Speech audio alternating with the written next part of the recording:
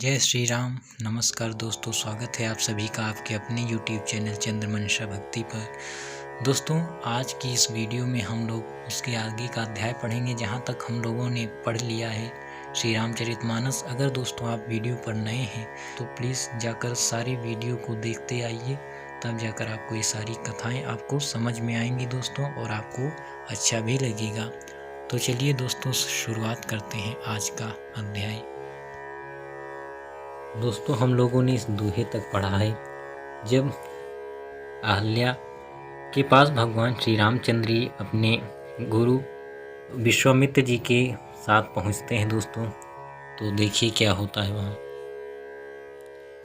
अब दोस्तों हम ये छंद पढ़ेंगे कैसे उन्होंने अहल्या को उतारा और क्या हुआ दोस्तों। तो चलिए पढ़ते हैं।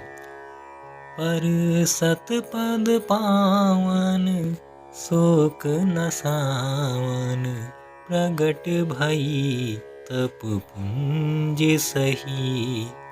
देखत रघुनायक जन सुखदायक, सन्मुख होई कर जोरी रही।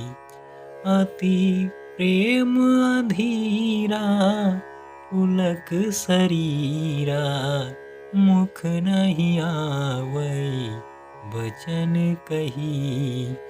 अतिशय बड़ भागी चरण लागी, जुगल नयन जल धार बही। श्री राम जी के पवित्र और शोक को नाश करने वाली चरणों का स्पर्श पाते ही सचमुच वह तपोमूर्ति अहल्या प्रकट हो गई। भक्तों को सुख देने वाले श्री रघुनाथ जी को देखकर वह हाथ जोड़कर सामने खड़ी रह गई। अत्यंत प्रेम के कारण वह अधीर हो गई।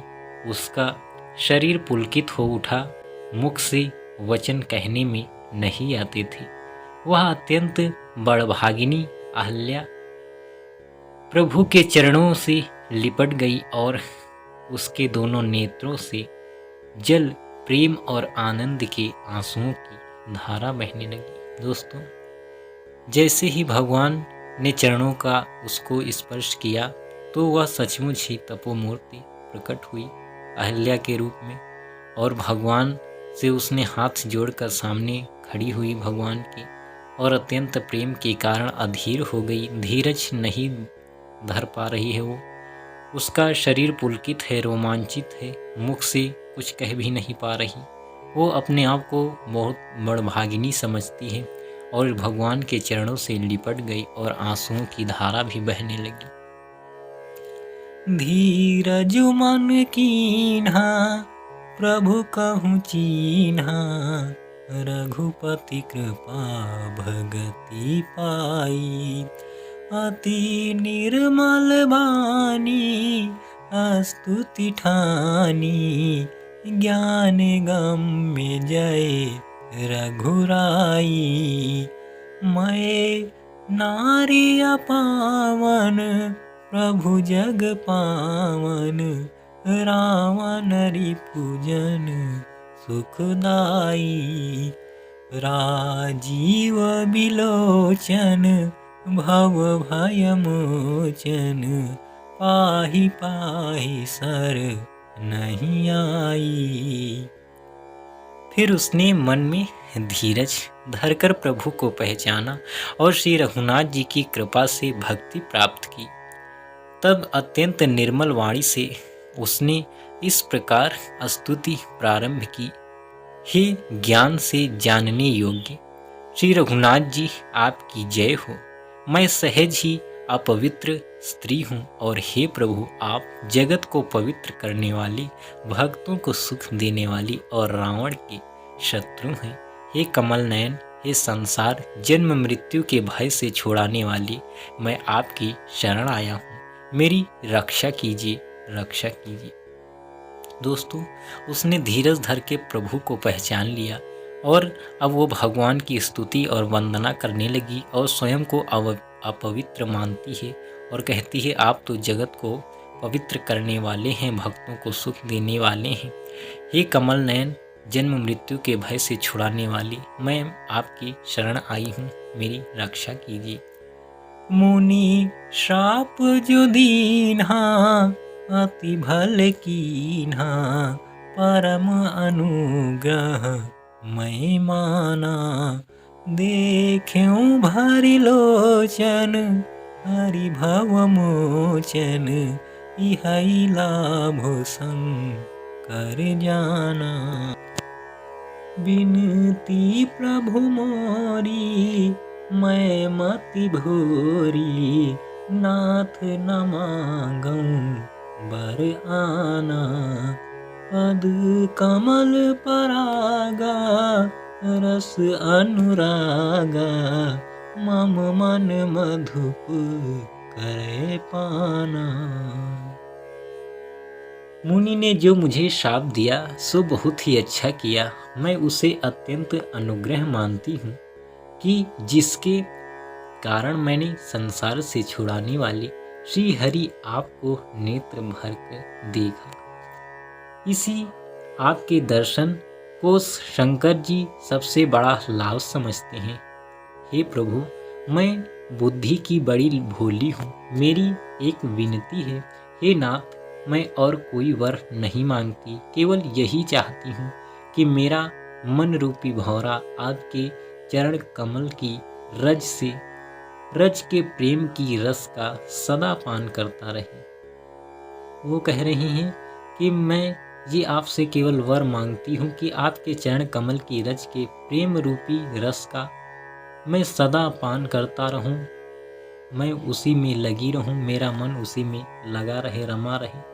अब दोस्तों, वो भगवान को नेत्र भर के देख रही, इसको वो सौभाग्य मानती हैं कि मुनि जो उनके पति थे गौतम ऋषि, उन्होंने जो शाप दिया, वो कह रही अच्छा ही हुआ जो मुझे आज आपके दर्शन मिले, जिसका लाभ शंकर जी भी बहुत महत्वपूर्ण मानते हैं आपके दर्शन।